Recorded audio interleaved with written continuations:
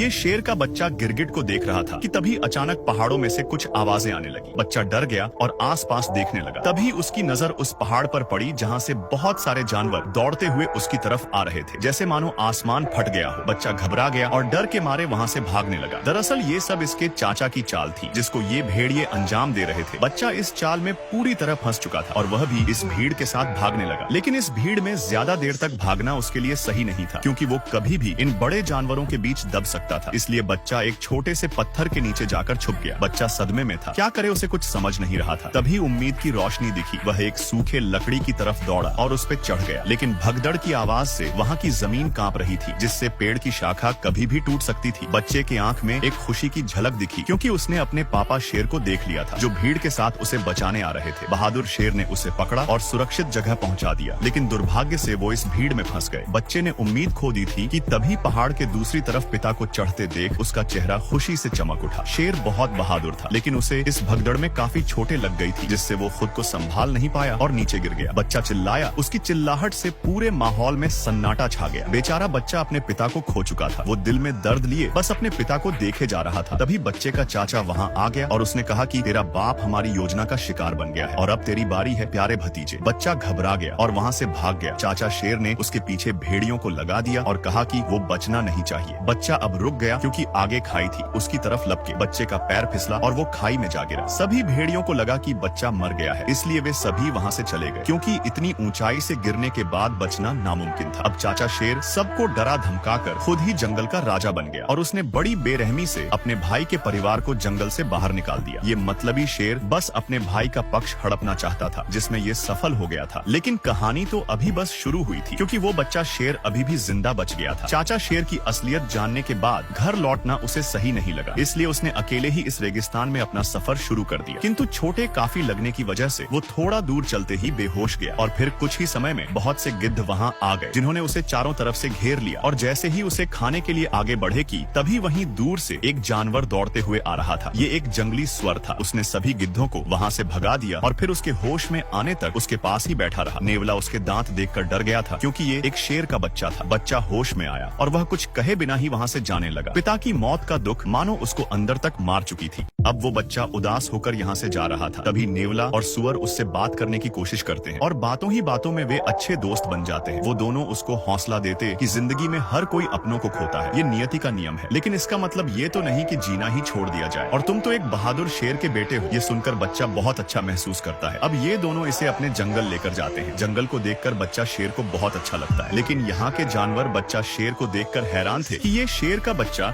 इनके जंगल में कहाँ से आया, क्योंकि इनका मानना था कि शेर कभी भी इनके हितैषी नहीं हो सकते। लेकिन नेवला और सुअर ने किसी की बात नहीं मानी और कुछ समय बाद सब लोग साथ में मिलकर रहने लगे। ऐसे ही साथ में रहते रहते कुछ साल बीत गए। अब वो बच्चा बड़ा हो चुका था, जिसको सब सिम्बा के नाम से जानते थे, जो बिल्कुल अपने पिता की तरह ही दिखता था। इधर चाचा शेर ने जंगल में टहलका मचा रखा था। वह अपनी भूख मिटाने के लिए निर्दोष जानवरों की हत्या करता। समय के साथ इसका लालच और भी ज्यादा बढ़ गया था। इसके राज्य में किसी को भी खाना नसीब नहीं होता था, क्योंकि ये अपने सिवा किसी को शिकार नहीं करने देता था, जिससे सिम्बा के परिवार वाले हमेशा भूखे रह जाते थे। लेकिन फिर भी सिम्बा के परिवार वाले बहुत बेबस थे। वे कुछ नहीं कर सकते थे, क्योंकि उनके चारों तरफ चाचा शेर का दबदबा था। और सिम्बा की माँ भी बहुत बहादुर थी। वह बोलती है कि हम अपने गौरव भूमि को ऐसे नहीं छोड़ सकते और न ही हम ऐसे भूखे मर सकते हैं। हमें कुछ न तो कुछ करना चाहिए। सभी उसकी बातों में हामी भरने लगते हैं कि तभी दूसरी शेरनी कहती है, लेकिन उस शेर के खिलाफ जाएगा कौन? किसमें इतनी हिम्मत है? तभी वहाँ भेड़िया आ जाता है और सिम्बा की माँ को अपने साथ लेकर जाता है। सब डरे थे कि अब क्या होने वाला है। सिम्बा की माँ शेर के पास जाती है तो शेर ने कहा कि मुझे पता है तुम लोग क्या योजना बना रहे हो, लेकिन तुम्हारी कोई भी योजना काम नहीं करेगी। सिम्बा की माँ ने कहा, आखिर कब तक तुम ऐसे निर्दोष जानवर की हत्या करोगे? बंद करो ये सब। तभी शेर कहता है कि शिकार करना हमारा फितरत है, अगर हम शिकार नहीं करेंगे तो हम खाएंगे क्या? तो सिम्बा की माँ बोलती है, लेकिन तुम गलत तरीके से कर रहे हो, यह सब गलत है। तो गुस्से में आकर शेर आदेश देता है कि ये बचा कुचा शिकार भेड़िया खाएंगे और तुम्हारा परिवार आज भी भूखा मरेगा, और फिर वहाँ से चले जाता है। इधर सिम्बा पूरी तरह से जंगल में घुल मिल गया था। वह अपने परिवार को भूल ही चुका था, लेकिन रात के घने अंधेरे में वह तारों की तरफ देखते हुए अपने पिता को जरूर याद करता और उदास हो जाता, क्योंकि पिता के मौत का दोषी वो खुद को मानता था। उसी समय उसका एक बाल टूटकर पानी में गिर जाता है, जिसे घास समझकर एक चिड़िया उठाकर अपने घोंसले में ले आती है और दूसरी चिड़िया उससे फेंक देती है, क्योंकि वह जानती थी कि ये घास नहीं एक जानवर का बाल है। अब बाल उड़कर जमीन पर जा गिरता है। तभी उस बाल को उठाकर एक चींटी लेकर जाने लगती है। वहीं पास में बैठे बंदर की नजर उस बाल पर पड़ जाती है। वह उसे उठाकर पहचान जाता है कि ये बाल सिम्बा का है, जिससे वो अंदाजा लगा लेता है कि सिम्बा अभी भी जिंदा है। ये संदेश उसके लिए और पूरे जंगल के लिए एक खुशी का संदेश था। उसे एक उम्मीद मिल गई कि भगवान के घर में देर है पर अंधेर नहीं। यहाँ सिम्बा के दोस्त पर एक शेरनी हमला कर देती है। उस जंगल में शेरनी घुस चुकी थी। सिम्बा के दोस्त अपनी जान हथेली में लेकर भाग रहे थे, लेकिन शेरनी के रफ्तार के आगे वे दोनों कब तक टिक पाते। अब दोनों का जान बचाना मुश्किल था, लेकिन तभी वहाँ सिम्बा आ जाता है और हमला कर देता है। दोनों ही शेर जाबाज थे, फिर भी शेरनी उसके मुकाबले में आगे निकल गई। उसने सिम्बा को दबोच लिया, लेकिन सिम्बा उसे पहचान लेता है और उसे लाना कहकर पुकारता है। शेरनी समझ जाती कि ये कोई और नहीं बल्कि सिम्बा है, क्योंकि सिम्बा ही उसे इस नाम से पुकारता था। दरअसल दोस्तों, लाना सिम्बा के बचपन का प्यार था, जो उसे आज कितने सालों बाद मिला था। सालों की जुदाई से दोनों बहुत भावुक हो जाते हैं। अगर प्यार में सच्चाई हो तो वो कभी न कभी जरूर मिलता है, देर से ही पर मिलता है। लाना बहुत खुश थी कि सिम्बा अभी भी जिंदा है। तभी सिम्बा ने कहा, लाना ये मेरा जंगल है, यहाँ तुम्हें बहुत सुकून मिलेगा। तो लाना ने कहा, सिम्बा ये जंगल छोड़ो और अपने घर चलो। तुम्हारे चाचा शेर ने हम पर बहुत जुल्म किए हैं। उसने हमारे देवभूमि को नर्क बना दिया है। अब तुम्हें वापस चलना चाहिए। लेकिन सिम्बा जाने से मना कर देता है और लाना को यहाँ कुछ देर और रुकने को कहता है। लाना उसकी बात मान लेती है और फिर सिम्बा उसे पूरा जंगल घुमाने लगा। लाना को ये जंगल बहुत पसंद आया था। दोनों बहुत घूमते और बहुत सारी यादें बनाते। आखिरकार कितने सालों बाद सिम्बा अपने प्यार से मिला था। अब दोनों घूम ही रहे थे कि तभी लाना कहती है, अगर तुम जिंदा थे तो फिर घर क्यों नहीं आए? तुम्हें अपने लोगों की याद नहीं आती है क्या? तुम्हारे चाचा शेर ने हम सब पर बहुत जुल्म किए हैं, हमारी दुनिया ही उसने बर्बाद कर दी। तो सिम्बा कहता है, मुझे इससे कोई फर्क नहीं पड़ता, अब यही मेरी दुनिया है। सिम्बा पूरी तरह से बदल गया था। लाना ने कहा, सिम्बा तुम्हारे पिता बहुत बहादुर थे, लेकिन तुम उनके जैसे बिल्कुल भी नहीं हो। तुम तो बहुत मतलबी और डरपोक हो। लेकिन फिर भी सिम्बा जाने के लिए नहीं बोलता है, जिससे लाना गुस्से में वहाँ से चली जाती है। अब रात को सिम्बा उदास होकर जा ही रहा था कि उसे एक बंदर दिखता है। ये बंदर सिम्बा को जानता था, लेकिन सिम्बा इसे नहीं जानता था। बंदर उसके पास जाता है, लेकिन सिम्बा उसे पहचानने से इनकार कर देता। तो बंदर कहता है कि मैं तुम्हारे पिता को जानता हूँ और चाहो तो मैं तुम्हें उनके पास ले जा सकता हूँ। सिम्बा हैरान था, लेकिन खुश भी था कि शायद उसके पिता जिंदा है। अब दिल में उम्मीद लिए वह बंदर के पीछे दौड़ पड़ा। बंदर नदी के किनारे बैठ जाता है और सिम्बा को नदी में देखने को बोलता है। जब सिम्बा नदी में देखता तो उसे अपने में पिता की झलक दिखती है। बंदर कहता है कि तुम्हारे पिता तुम्हारे अंदर है, जिससे वह जोश में आ जाता है। तभी आसमान में बिजली चमकी और एक आवाज आई। ये आवाज उसके पिता शेर की थी, जो कह रहे थे कि बेटा तू जाबाज है, तुझे हमारी गौरव भूमि को बचाना है, क्योंकि हम एक जाबाज प्रजाति से हैं और शेर जंगल का राजा होता है। राजा ये सुनकर सिम्बा जोश से भर गया और अब उसके अंदर सोया हुआ शेर जाग चुका था। वो पूरी तरह से तैयार था। अपने गौरव भूमि को बचाने के लिए उसने जोर से दहाड़ लगाई और इस लड़ाई का आगाज कर दिया। अब यह सिम्बा का नया रूप था, जिसे हराना नामुमकिन था। सिम्बा अपने गौरव भूमि की तरफ निकल पड़ा और कुछ दूर पर उसे लाना भी मिल गई। लाना उसका यह रूप देखकर बहुत खुश हुई। अब दोनों साथ में अपने गौरव भूमि पर पहुंच चुके थे। अपने भूमि की ये हालत देख वह बहुत दुखी हो गया। तभी लाना कहती है, सिम्बा अब आगे क्या करोगे? बोली, सिम्बा आगे क्या करोगे? सिम्बा ने कहा, अपनी भूमि की रक्षा करूंगा, जिसकी जिम्मेदारी मेरे पिता ने दी है। उसी समय एक पक्षी उसके पास आया। ये सिम्बा के परिवार का हिस्सा था। उसने सिम्बा को प्रणाम किया। कुछ देर बाद सिम्बा के दोस्त भी आ गए। वे जानते थे कि यह लड़ाई आसान नहीं होगी, लेकिन फिर भी वे उसके साथ खड़े थे। सिम्बा ने उन्हें समझाया कि इस राह में मौत है, तुम लोग वापस चले जाओ। तभी सुअर कहता है, हम जब तक जिंदा है तब तक तुम्हारा साथ देंगे। इस युद्ध में सभी जानवर सिम्बा के साथ कंधे से कंधा मिलाकर खड़े थे। अब सिम्बा सभी को अपने साथ लेकर आगे बढ़ा, लेकिन सामने रास्ते में कुछ भेड़िए भोजन कर रहे थे। सिम्बा ने उन सभी का ध्यान भटकाने की जिम्मेदारी अपने दोस्तों को दिया। नेवला और सुअर उनके सामने आ गए और भेड़ियों का ध्यान अपनी ओर खींच लिया। भेड़िए उन्हें देखकर दहाड़ते हुए दौड़े और इस बीच सिम्बा लाना के साथ दूसरे रास्ते से आगे बढ़ गया। दूर पहाड़ी पर बैठा बूढ़ा बंदर ये सब देख रहा था। उसकी आंखों में वर्षों का अनुभव और अब एक नई चमक थी। उसने अपने हथियार को फिर से उठाया, जिसे उसने मुफासा की मौत के बाद त्याग दिया था, लेकिन अब सिम्बा के लिए वो भी लड़ने को तैयार था। इधर चाचा शेर सिम्बा की माँ को अपनी रानी बनने को बोल रहा था। अगर उसने ऐसा नहीं किया तो वो उनके पूरे परिवार को खत्म कर देगा, लेकिन सिम्बा की माँ मना कर देती है। तो चाचा शेर कहता है, मैं मुफासा से ज्यादा शक्तिशाली हूँ। इस पर सिम्बा की माँ कहती है, तुम मुफासा के सामने भीगी बिल्ली हो। चाचा शेर गुस्से में आकर शेरनी पर हमला कर दिया। चाचा शेर की नीयत बहुत खराब थी। जिसकी नीयत खराब हो वो दूसरों का कभी भला नहीं कर सकता है। तभी एक खौफनाक दहाड़ की आवाज सुनाई दी। ये दहाड़ सिम्बा की थी। सिम्बा को देखकर चाचा शेर डर गया। उसे लगा कि ये उसका भाई है, क्योंकि सिम्बा बिल्कुल अपने पिता के जैसे दिखता था। तभी सिम्बा ने कहा कि दूर हो जाओ मेरी माँ से। शेरनी की आंखों से आंसू बह निकले। सालों बाद वो अपने बेटे को देख रही थी। वो उसे गले से लगा लिया और कहा, बेटा इतने दिनों से कहाँ थे? तो सिम्बा कहता है, माँ अब मैं सब कुछ ठीक कर दूंगा। उसकी वापसी से जैसे पूरे परिवार को फिर से जीने की वजह मिल गई थी। अब उनकी जिंदगी में रोशनी आने वाली थी। सिम्बा को जिंदा देखकर चाचा शेर को बहुत गुस्सा आया और उसने कहा, भतीजे तुम्हें जिंदा देखकर बहुत खुशी हुई। सिम्बा ने कहा, काश चाचा तुमने थोड़ा अच्छा काम कर लिया होता तो शायद मैं तुम्हें आज छोड़ देता। तो चाचा शेर ने कहा, तमीज से बात करो, तुम इस जंगल के राजा के सामने खड़े हो। उसी समय लाना ने पूरे जंगल के सामने ऐलान किया, अब से हमारा राजा सिम्बा है और हम उसके लिए लड़ेंगे। सिम्बा के परिवार ने भी दहाड़ लगाकर युद्ध का आगाज किया। सिम्बा ने चेतावनी दी, अपनी हार स्वीकार कर लो चाचा, अब तुम्हारे पास कोई और रास्ता नहीं है। लेकिन चाचा शेर भी चालाक था। उसने कहा, अरे बच्चे, मैं नहीं चाहता कि मैं तुम्हारा काल बनूं। और तुम सबको पता है कि सिम्बा ने क्या किया है। प्यारे भतीजे, तुमने इनको बताया नहीं कि तुम अपने पिता के हत्यारे हो। अपना गुनाह कबूल कर लो और सबको बताओ कि तुम्हारे वजह से हमारे महान राजा मारे गए थे। अब सिम्बा का पूरा परिवार बेचैनी से सिम्बा को देखने लगा। तभी सिम्बा सिर झुकाते कहता, हाँ पिताजी, मेरे वजह से मारे गए थे। अब चाचा शेर ने अपनी चालाकी दिखाना शुरू कर दिया। उसने कहा, प्यारे भतीजे, तुमने इनको बताया नहीं कि तुम महाराज के कातिल हो। अब अपना जुर्म कबूल कर लो। ये सुनकर सिम्बा का पूरा परिवार सिम्बा को बेचैनी से देखने लगा। तभी सिम्बा ने सिर झुकाते हुए कहा, हाँ पिताजी, मेरे वजह से मारे गए थे। मौके का फायदा उठाते हुए चाचा शेर ने कहा, देखो, ये है तुम्हारा मसीहा जो अपने ही बाप का हत्यारा है। आज इसी की वजह से महाराज हमारे बीच में नहीं है। और ये क्या राजा बनेगा जिसने अपने ही पिता को निगल लिया। चाचा शेर ने अपनी चालाकियों से सिम्बा की आवाज को दबा दिया और उसके पूरे परिवार को उसके ही खिलाफ कर दिया। वो कहते हैं ना, सांप भी मर जाए और लाठी भी ना टूटे। ये वाली हालत उसने सिम्बा का कर दिया था। अब चाचा शेर उसे डराने लगा और कहा, मेरे कदमों में गिर भतीजे। तभी घबराहट में सिम्बा का पैर फिसला और अब वो चट्टान पर लटका हुआ था। उसी समय अचानक से एक आग उगलती हुई बिजली गिरी। अब वो समय आ गया था जब एक पापी का अंत होने वाला था। चाचा शेर ने कहा, यही खौफ मैंने तुम्हारे पिता की आंखों में देखा था, जब तुम्हारे पिता इसी तरह अपनी जान की भीख मांग रहे थे। फिर चाचा शेर ने उछलकर सिम्बा के पैर को दबा लिया और धीरे से कहा, प्यारे भतीजे, तेरे पिता को मैंने ही मारा था, बिल्कुल इसी तरह से, और आज तेरी बारी है। इतना सुनते ही सिम्बा को वो दर्द भरे पल याद आने लगे। सिम्बा की आंखों में आग जल उठी। उसने पूरी ताकत से चाचा शेर के बाल पकड़े और चट्टान पर वापस चढ़ाया और चिल्लाकर कहने लगा, कैसे भाई हो तुम जो अपने ही भाई को खा गया। तभी चाचा शेर ने कहा, ये अपना जुर्म छुपाने के लिए मुझे फंसा रहा है, इसकी बात मत सुनो। शेरनी ने कहा, जब तुमने महाराज को मारा नहीं तो तुमने उनकी आंखों में कैसे देखा। ये सुनते ही चाचा शेर का चेहरा फीका पड़ गया। अब उसका अंत करीब था। फिर भी उसने हार मानने के बजाय भेड़ियों को आदेश दिया, मार डालो इन सबको। वो सारे खतरनाक भेड़िए सिम्बा के ऊपर टूट पड़े। एक भयंकर युद्ध छिड़ गया। सिम्बा अकेले ही उन भेड़ियों का सामना करने लगा। इधर लाना ने भी परिवार को लड़ने का आदेश दिया। सिम्बा का पूरा परिवार एकाएक कर भेड़ियों पर टूट पड़ा। ये था एक भीषण युद्ध जो सदियों से रुका हुआ था। तभी इतने सारे भेड़ियों के बीच एक अकेला सिम्बा कमजोर पड़ने लगा। अपना पल्ला भारी देख सारे भेड़िए उसे मिलकर नोचने लगे। कमेंट करते ही पार्ट 6 मिल जाएगा।